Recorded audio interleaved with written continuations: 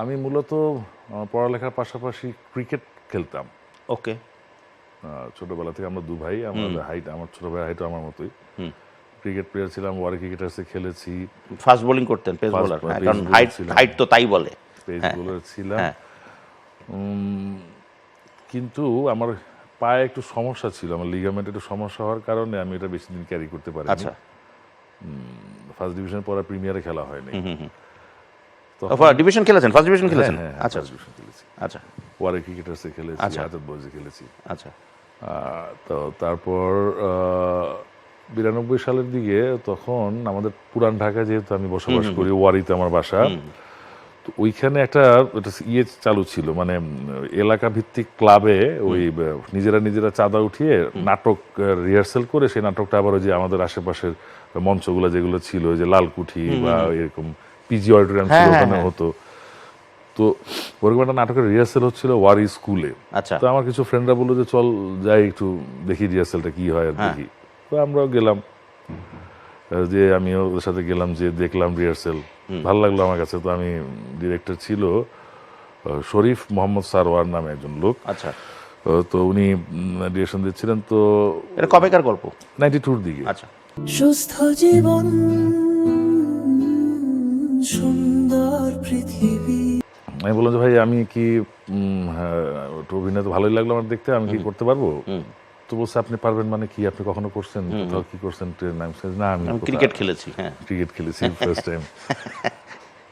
তো ওই দিন সম্ভবত কোনো একটা আর্টিস্ট ছিল না ওই আচ্ছা। রিহার্সেলে। তো উনি আমাকে একটা খাতা দিয়ে বললো, এটা পড়েন তো। পড়ছি। হ্যাঁ বলেন তো। তো আমি বললাম, ঠিক আছে স্যার কিছু বললেন না। পরে আমি বললাম তাহলে ভাই যাই।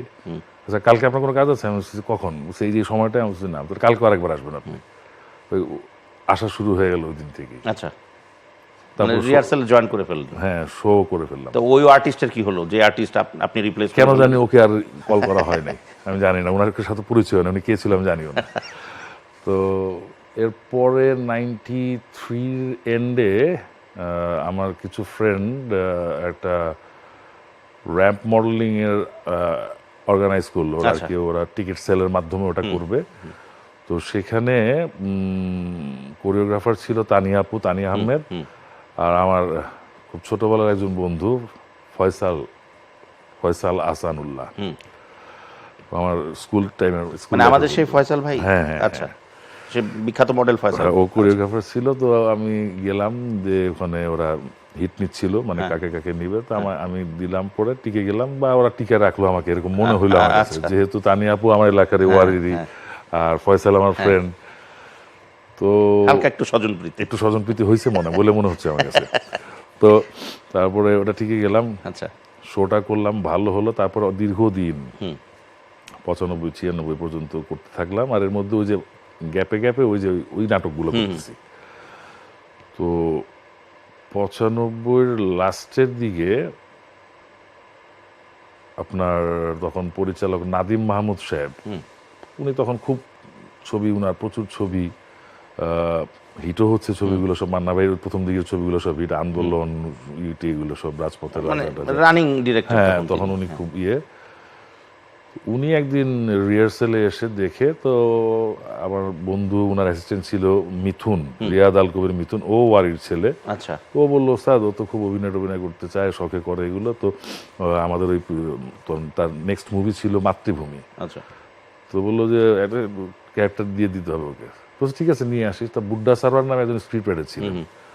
তো উনি গল্পটা লিখতেছিলেন মাতৃভূমির। তো ওনার কাছে নিয়ে গেল আমাকে। তখন ওই ছবিতে প্রথম আমাকে একটা জার্নালিস্টের ক্যারেক্টার দেওয়া হয়, যে জার্নালিস্ট সত্যি প্রকাশ করার কারণে তার জিহ্বা কেটে ফেলা হয়। আচ্ছা। ওকে। তো ওইটা করি। তারপরে তো আপনি ওটা কি ইচ্ছা প্রকাশটা আপনি করেছিলেন যে আমি অভিনয় করতে, মানে ওখানে অভিনয় করতে চাই? ওই মিথুনকে বলতাম প্রায়, যে তুই তো ফিল্মে কাজ করছিস, নাদিম ভাইয়ের অ্যাসিস্ট্যান্ট, চিফ অ্যাসিস্ট্যান্ট, তো তুই একটু দেখ। তো ওইভাবেই চলে আসা। আর শিবা হয়ে ওঠার ব্যাপারটা হচ্ছে যে আমাদের action choreographer Jugantar Chakma Chinese, তো উনি বলতেছে তোর সানু নামটা না ভিলেনদের জন্য ঠিক যায় না, তো তুই এটার সাথে কিছু একটা যোগ করা যায় কিনা একটু চিন্তা করতো। তো ওই দিন রাত্রেবেলা তেপান্তরে শুটিং করতেছিলাম আমরা। তো ওই দিন রাত্রেবেলা উনি তখন একটা হংকং একটা আর্টিস্ট ছিলেন সনি শিবা, মার্শাল আর্টের খুব হ্যাঁ ভালো। হ্যাঁ হ্যাঁ হ্যাঁ। ওই সনি শিবাতে উনি বলে ঠিক আছে তাহলে তো এটা শিবা সানু, ওই উল্টো শিবা করে এনে দিয়েছে, হ্যাঁ। ওইটা আচ্ছা। করে তারপর থেকে এই শিবা সানু হয়ে ওঠে। আচ্ছা।